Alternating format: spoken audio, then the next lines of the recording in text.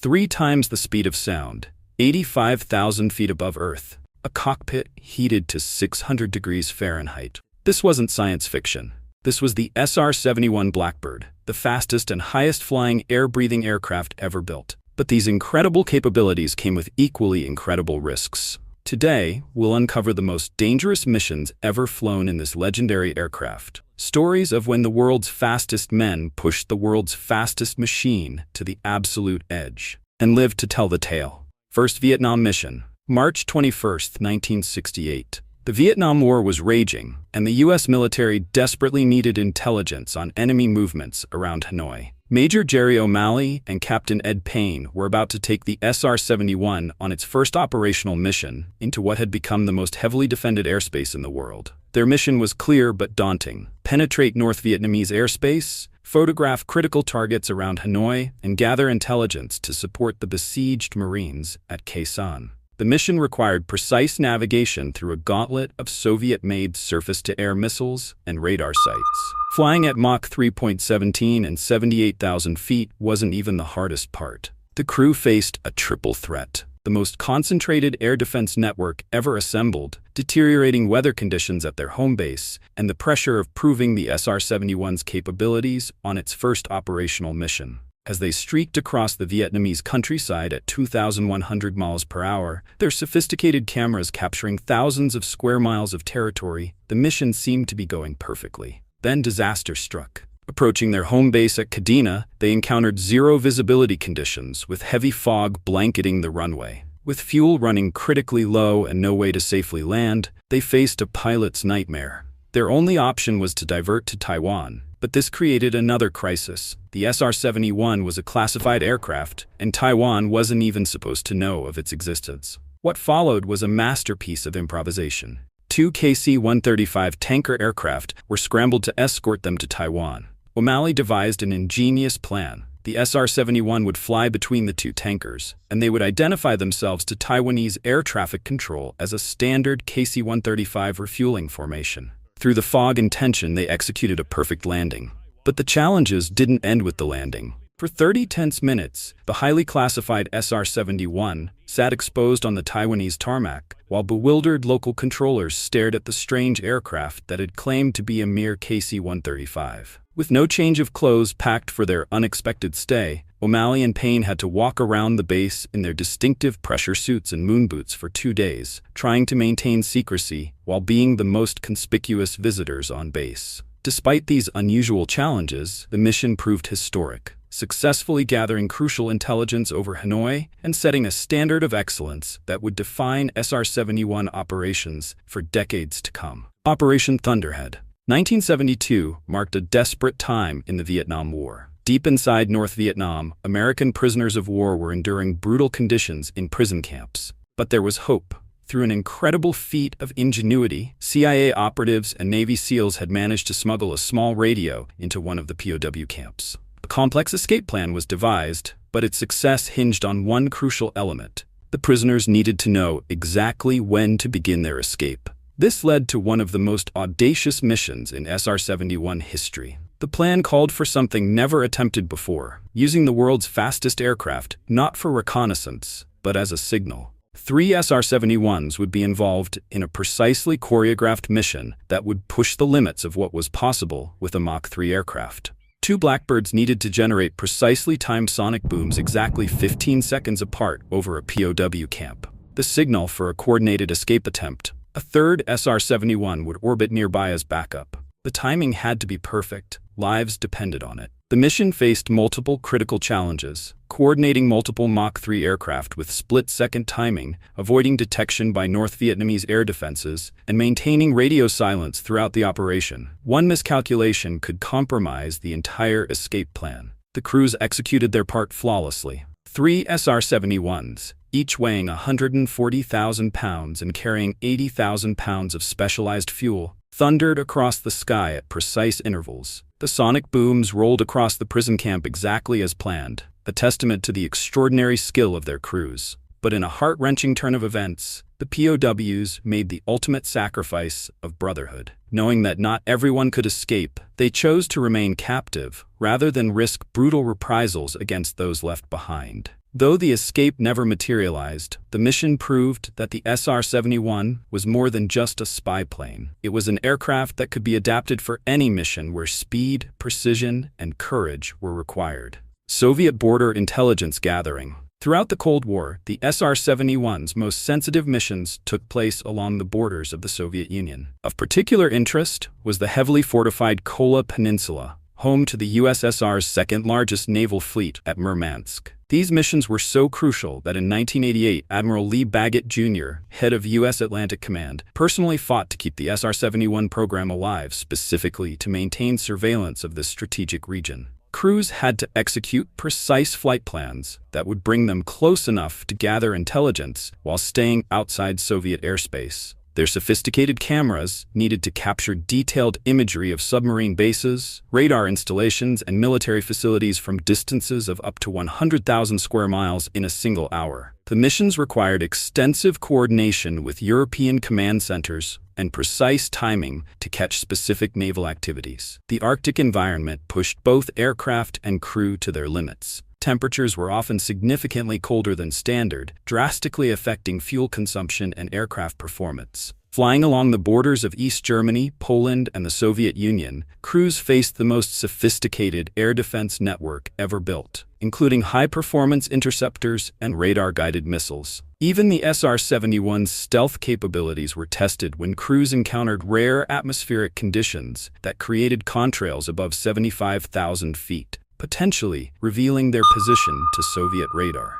The intelligence gathered was unprecedented in both quality and quantity. Analysts could track everything from submarine operations to new radar installations. A single mission could reveal more about Soviet military capabilities than months of other intelligence gathering methods. These flights became so valuable that even after the program's initial cancellation, military commanders repeatedly requested SR-71 missions, proving its irreplaceable role in Cold War strategic reconnaissance. The North Korea rocket rides. Among the SR-71's most intense missions, there was one mission profile that stood out for its sheer intensity: the infamous rocket rides over North Korea. These 57-minute sprints from Kadena Air Base were designed to gather critical intelligence about North Korean military activities, particularly their massive tunnel networks and military storage facilities along the Demilitarized Zone (DMZ). These missions were part of crucial indications and warning operations designed to detect any signs of impending military action against South Korea.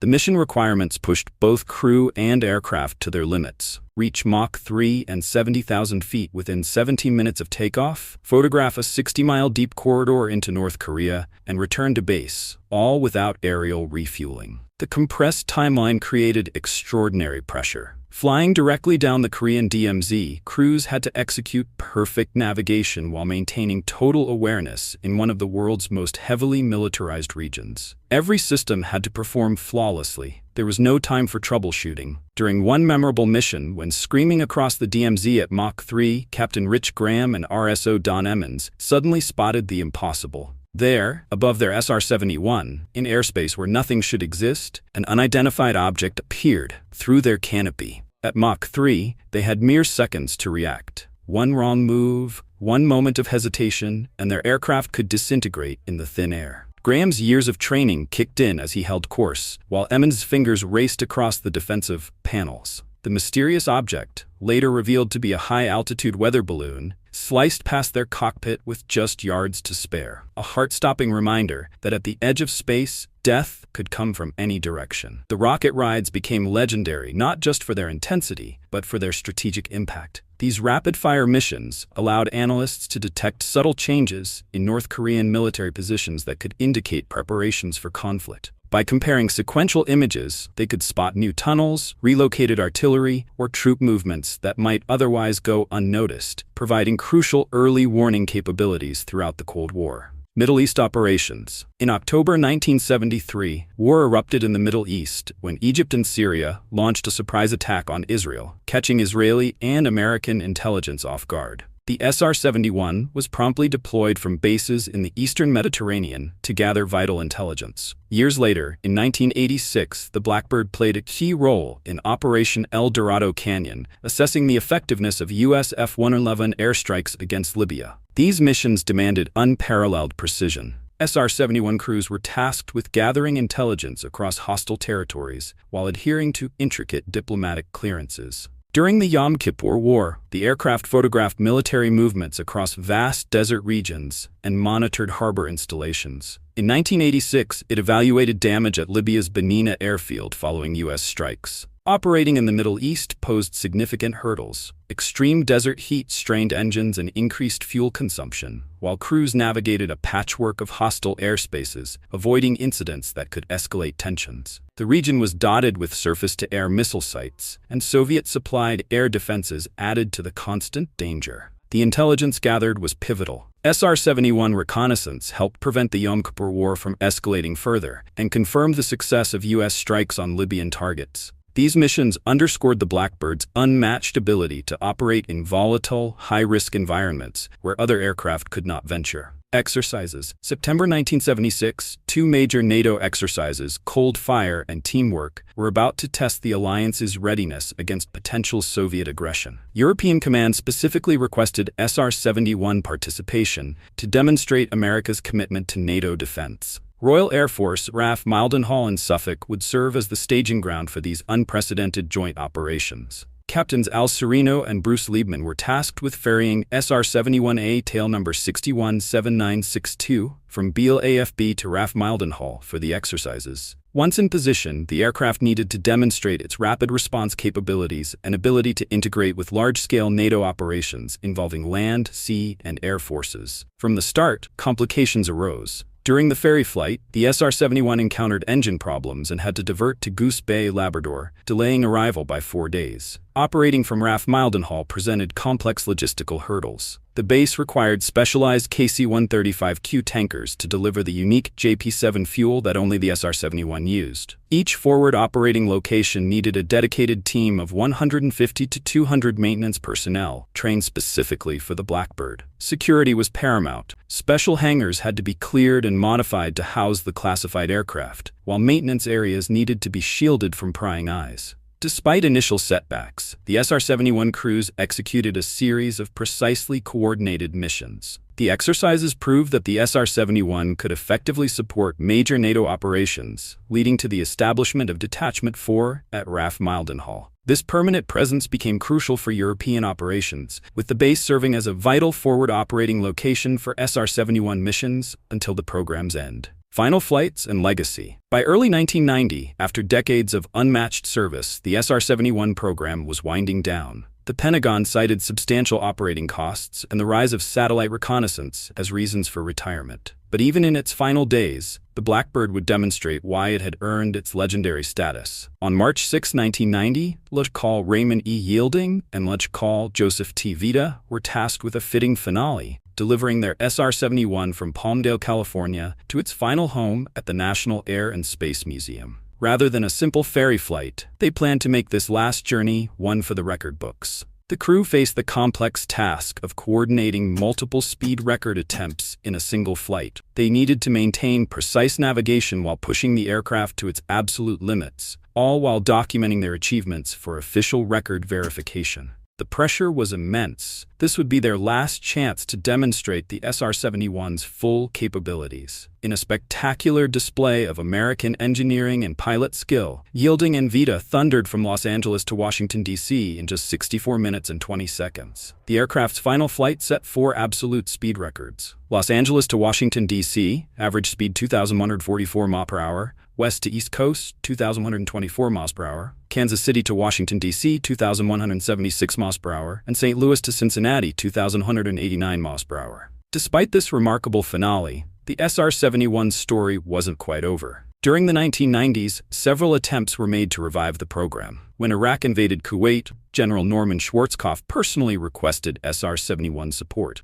Skunk Works' Ben Rich even offered to prepare 3 aircraft for Desert Storm, suggesting they could sonic boom the bastards. In 1995, Congress approved $100 million to reactivate 3 SR-71s, but the program was permanently grounded by 1998. Today, 15 SR-71s are preserved in museums across America. 3 remain with Lockheed, and 3 were kept by NASA for aerodynamic studies, standing as powerful reminders of aviation's golden age of speed. The next time you visit one of the museums housing these remarkable aircraft, Remember, you're not just looking at a plane. You're seeing a monument to human courage and ingenuity, a reminder of an era when pilots regularly pushed the boundaries of what was possible, flying at the edge of space and the edge of human capability.